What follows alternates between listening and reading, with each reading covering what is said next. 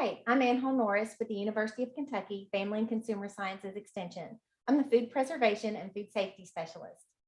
And I'm Elizabeth Coots, also with the University of Kentucky Extension Service. I am the Woodford County Agent for Family and Consumer Sciences. And today, Annhall and I are going to be talking with you about how to safely can meat.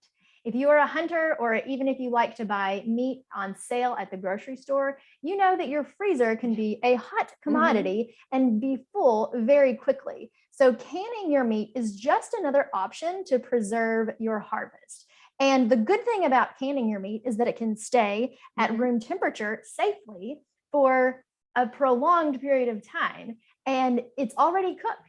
So when you can meat in the pressure canner and you store it at room temperature, that saves you time, because once you're ready to cook some stew, then your meat is already cooked and all you have to do is heat it up. So when you're canning at home, it's very important to use a research-based recipe. And the USDA and the University of Georgia partnered together and wrote the book So Easy to Preserve.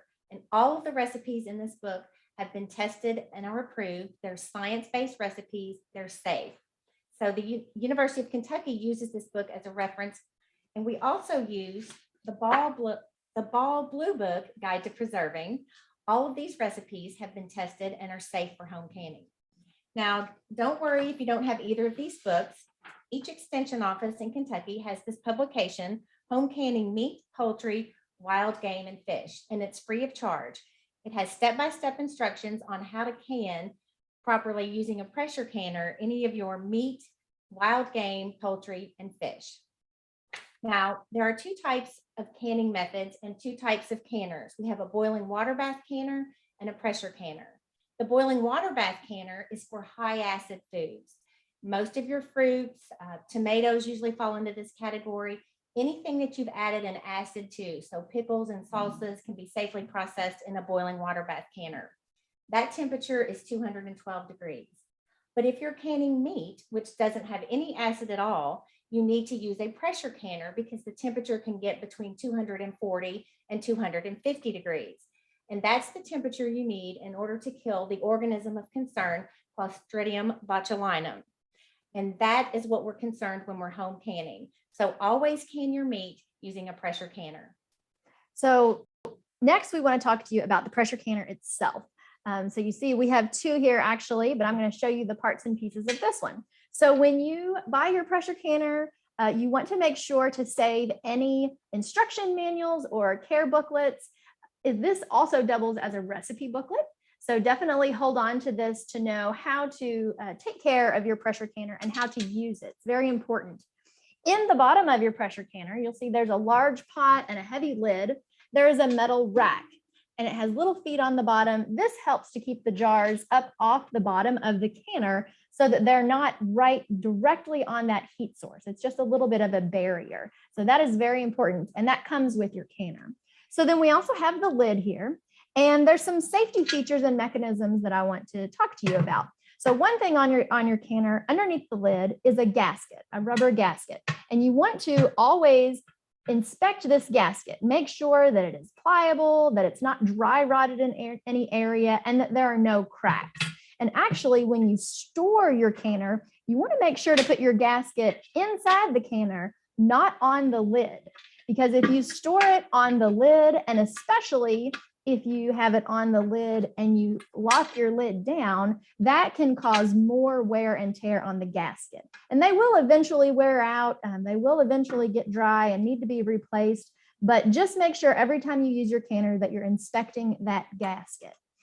And then another feature on the lid of the canner is this little black overpressure plug. It's made of the same material as the gasket. So again, it needs to be checked, make sure it's not dry rotted or cracked, and will eventually need to be replaced as well. The function of this little overpressure plug is that when your lid is on your canner, if there is by any chance too much pressure in the canner, let's say you turned it on high and you forgot about it, instead of the lid blowing off or the canner exploding, that little rubber gasket would blow and all of the pressure would be released through that tiny little hole there. So that is, like I said, a safety feature. It's a new feature on canners manufactured after 1997. So you want to make sure you have a recent canner, not your grandmother's canner that probably doesn't have that safety feature. That's right. And speaking of safety features, you also want to make sure if you're purchasing a new canner, or maybe if a friend is giving you a canner, to make sure that it is approved by the underwriter's laboratory. A lot of times on the bottom of the canner or on the box, it will say UL approved. And that just makes sure that it is up to standards of all of the new safety guidelines and regulations. Another feature on the canner is this little device right here. This is a lid lock. So when you have the lid securely on your canner, if there is any pressure inside the canner, it might be kind of hard to see here, but this little top hat device, the lid lock, will be up. And when that is up, that means that the lid is literally locked on the canner. You can see inside of the canner on the base, there is a little metal piece right here. And when you have the lid on, that is what the lid lock secures to and prevents the lid from coming off. So just another safety feature. Now we're going to talk a little bit about different types of pressure canners. So you'll see this canner that I have here. It has one small petcock here. Every pressure canner has a petcock like this. This one is a weighted gauge. So with a weighted gauge, we have our weight like this. And there's different types, and I'll show you a different type here in a minute, but this one comes off in 3 pieces. So if your recipe were to say 5 pounds of pressure, you would have that piece on. If it said 10 pounds, you would have the second ring on. And if it said 15 pounds, you would have the third ring on. There's a different type of lid that is also a weighted gauge. Now this lid does not go to this canner. I'm just showing you for the weight. And it's a disc that looks like this. And there are holes in this disc, and they each say 5 pounds, 10 pounds, and 15 pounds. So you would rotate it based on what your recipe requires of that. And there's another type of lid that we want to show you. And this is the one we're actually going to be using today. This is a dial gauge. And this has numbers on it and a dial that will increase as the temperature and pressure increases. And this canner has, you'll see that there's the petcock right here. This has a pressure regulator. This is only to keep the pressure in. This doesn't have anything to do with the actual pressure that your recipe calls for. For the actual pressure, you're going to be looking at the dial. So we will show you a little more about that after a while. Today, and now we want to talk to you about jars. So when you can, you want to make sure that you're using mason type jars. These jars have been made and designed for canning specifically. So they can endure not only the heat, but also the pressure over and over and over again. So these jars will last years. Now, I have to mention that there are some cheaper, I should say, canning jars on the market, usually an off brand. And while those jars are safe to use for canning, just know that there are more instances of the jars breaking and the jars not sealing, and it's just a little bit of a cheaper jar. I recommend that you use one of the name brand jars because we know that they are good quality. But again, those off brands are safe as well. You want to make sure too not to use jars that have been commercially made, like for pickles or mayonnaise or spaghetti sauce is a popular one.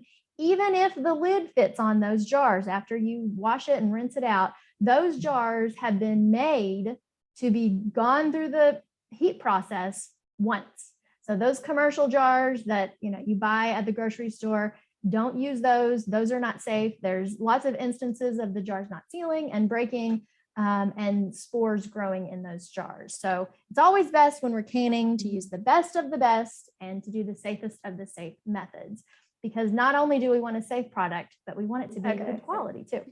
So for our lids, we recommend using the 2-piece metal lids. So this flat piece which goes right on the jar. There's a little plastisol that goes around here that when put on the jar, it adheres to the rim of the jar. These lid, the flat part has to be thrown away after each use. So when you're canning, you have to buy new lids like this. You can reuse them for different purposes, but not for canning. And then we also have the metal ring. Now the metal rings can be used over and over and over again, as long as they're not dented or rusty or otherwise damaged. These can be used over and over. So the flat lid goes on the jar, and then the ring will go on top just like that. Yeah, here we go. Here we go with my phone. Elizabeth and I are going to be canning venison today, which is deer meat. And I have my recipe here from the extension office I'm going to be following. The first thing I want to do is go ahead and warm up my canner. And so with a pressure canner, you only need about 2 inches of water in the bottom. And it will tell you this in the instruction manual. And so for your reference, 1 quart of water is about 1 inch in the canner. So I have 2 quarts of water here. I'm going to go ahead and pour that into my canner. And then I'm going to turn my burner on medium so that it can go ahead and be warming up. So the next thing we're going to do is trim our meat. The recipe calls for slicing into strips or cubing into 1-inch cubes.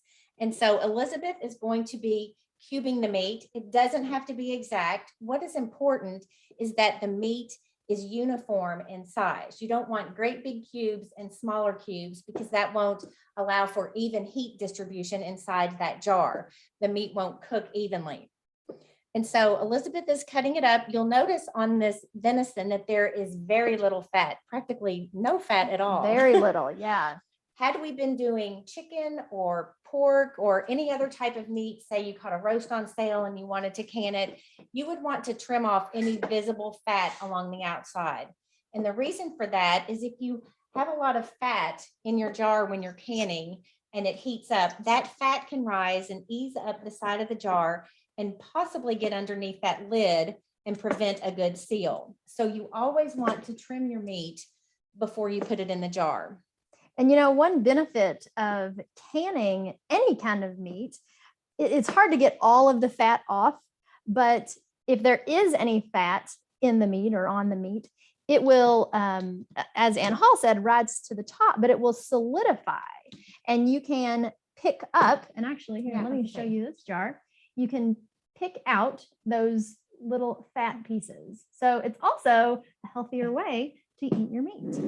Now, you'll notice that Elizabeth is using a funnel. We have a couple of pieces of equipment here that we didn't talk about at the beginning, but we're going to show you now that will help you when you're canning. And one of them is a funnel, and we're using it today with the meat just to make it a little bit easier to clean off the top of the jar. Now, when you're canning, your recipe is going to tell you what headspace to leave. And headspace is just the amount of space between your product and the top and the lid right there, that amount of empty space. And each canned product has their own headspace. Pickles have a 1/2 inch, jams and jellies have a 1/4 inch. When you're canning meat, you want a 1-inch headspace, and your recipe will tell you that in the instructions. And so we're going to pack this meat as tightly as possible into this jar, and then we're going to use this tool right here. This is our headspace measurer, and you can see these little stair-step indentions here. We're going to sit this on the side of the jar, just like and this. Actually, we can go ahead and measure that one. And we need just a little bit more in there because you want the tip of this measuring device to hit the product. So we need to pack a few more pieces down in there. You can buy these kits where they sell canners in your hardware store or your big box store. You will get a funnel and a headspace measurer and a jar lifter, which you'll see me use here in just a minute. Looks like we're just going to fill up these 2 jars perfectly. I think so. Yeah. Okay, let's pause here for a minute. Now Elizabeth is going to put the last few cubes of meat into these jars, and then we're going to measure the headspace. And the headspace actually might be let's see, I think we can fit a couple more in this jar. Since our headspace is 1 inch, like Annhall said, I always like to run the tool around the rim of the jar so I can see, oh, it's bigger on this side or not. But you do want to press the meat down in there. Now this one, I think we're probably going to have a couple extra pieces that are not going to fit. You want to make sure that whatever headspace your recipe says, that you stick with that headspace. And oftentimes what will happen is you'll have another jar. I think I can fit one in there. It's kind of a puzzle to do this. But oftentimes what will happen is you'll have a jar that maybe has, it's halfway full. Well, technically we shouldn't can that. That is not going to be safe for room temperature. So we have just a few pieces here that aren't going to fit, but that's okay. I'm just going to freeze those with my other venison and I'll cook that later. So I'm going to go wash my hands and Annhall is going to finish up with the process here. So if you look in your instructions, the next step says to wipe the jar rims. You'll want to use a damp cloth or paper towel to do this, and you simply take your cloth and wipe around the top of the jar so that there is no food or fat left on the rim. I like to fold my paper towel just a little bit over the jar rim so that my fingers are on the inside and the outside, and when I wipe, I'm getting any fat that might be collected on the inside of the jar rim. I especially like to do this with meat because I don't want any of that fat to be on the inside and slide up under the lid to prevent a good seal. Once the top of the jar has been wiped clean, you'll take your flat lid and place it on the jar. Then you'll take your ring band and gently screw the band onto the jar. You don't want to screw the band on really tight. You just want to turn the band so that it is fingertip tight. As the jar heats up, the contents will expand and the air will be pushed out from under the lid in order to form a vacuum seal. If the ring is too tight, no air can escape. Go on there and give it a couple of spins just right to there. Okay, so now it's ready to go into the canner. My lid's not on. I just have the water heating up. I'm going to set the lid off and go ahead and put these jars in. Now the canner isn't real hot right now and there's just a little bit of water. So I can put these in using my hand. However, when I take them out, I'm going to want to use my jar lifter. And so you just insert, put your fingers in here, open the lid with the rubber parts on the bottom, grab it by the top and set it in. And now I'm going to put the lid on. Before I put the lid on, I want to check and make sure that the gasket is in place. It needs to be inserted on the underside of the lid around that lip. And you'll notice on your canner, there'll be a little indentation, a little V here on the lid. There's also a corresponding V on the handle. And you want to make sure that you line these up so that your lid will kind of fall into place. And then there are also arrows telling you how to slide it into place. So now we have our lid on correctly, and we're going to turn the heat up so that we can start building up pressure inside the canner. You can see that we have a consistent funnel of steam coming up from the petcock right here. And you can also see some little bubbles forming around the lid lock. It's spurting a little bit. It means that the pressure is building up. And here in just a few minutes, we expect for that lid lock to pop up.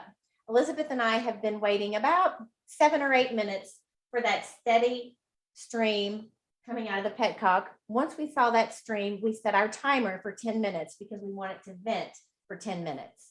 You can actually have that in audio.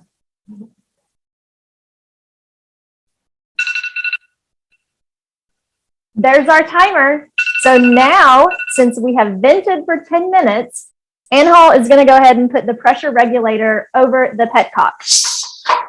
And you can see, or hear rather, that now it's quiet. So we are starting to build the pressure in our canner. And what we want to do now is watch our dial gauge. That pressure is going to increase. Now, for this particular recipe, our instructions say to process the venison for 75 minutes at 10 pounds pressure for a weighted gauge pressure canner. And so that would be if your lid had this type of weight or this type of weight.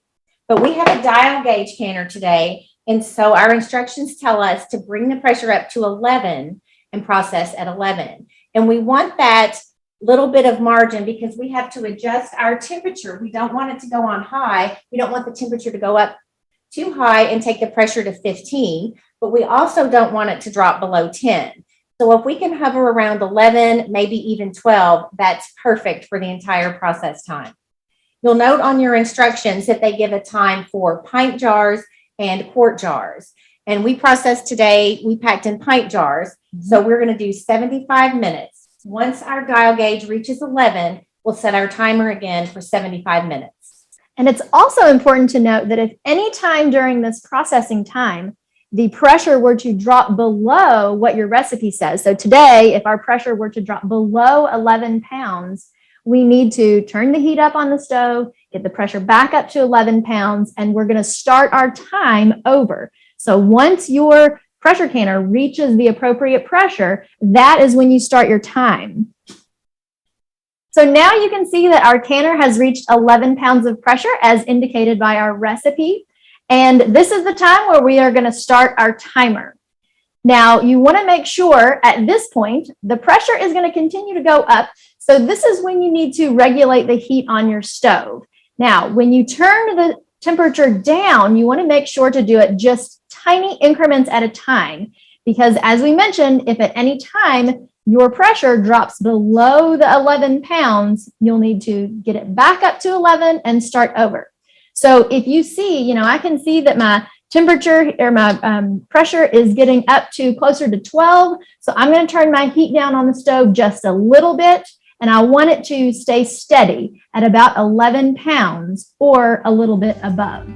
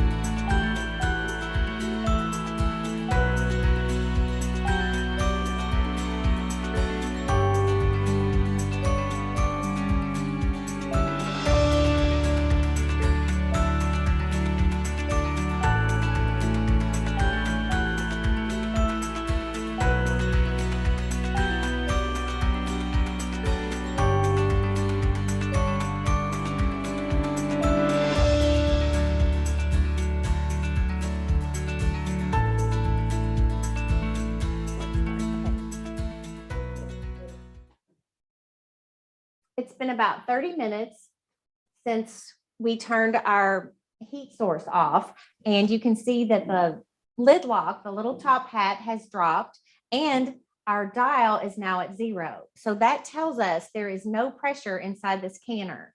Next, we're going to take the regulator off, and I'm just going to let it sit like this for the next 10 minutes or so, because I'm afraid there's a lot of steam still inside that canner. Even though there's no pressure, there's steam, and I don't want to take a chance on getting burned. So I'll come back in 10 minutes and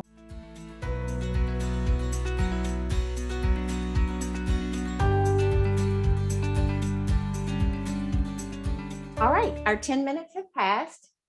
I feel comfortable taking the lid off. I'm going to just twist, and I'm going to open the lid away from me in case there is any steam. It won't burn my face. Carefully set the lid down. Now, ideally, you will let your jars sit in the canner for another 10 or 15 minutes and go ahead and cool naturally. They're still cooking inside the jar. I'm going to go ahead and lift these two out very carefully straight. Don't tilt it left or right. You can see the bubbling inside the jars. So the liquid is still cooking. We're going to want to set these jars undisturbed for the next 12 to 24 hours. Now, over that time, the jar will cool naturally and a vacuum will pull. So that lid that's on the jar will suck down tight against the rim of that jar and form a tight seal. So over the next 24 hours, that lid will become flat. There won't be a popping sound when you press the lid, and those jars will be sealed. Once they're sealed and they're dry, you'll want to take a Sharpie and mark on your jar on the lid, the date, and what the product is. Now, you can keep your canned goods for up to 2 years. Ideally, we'd like for you to consume them within a year, and that's for best quality and best nutritional value.